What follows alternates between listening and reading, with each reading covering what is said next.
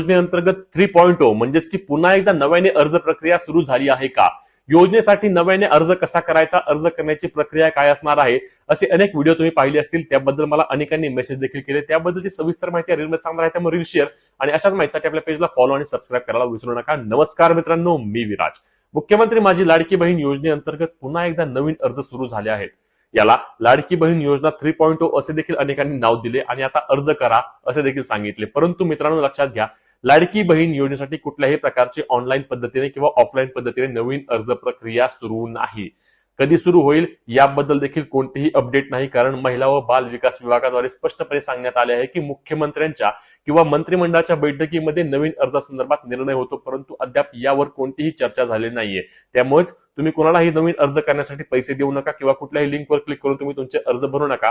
या योजनेसाठी ज्यावेळी नवीन अर्ज सुरू होतील त्यावेळी सर्वात आधी तुम्हाला आपल्या पेजवर माहिती मिळणार आहे. त्यामुळे आपल्या पेज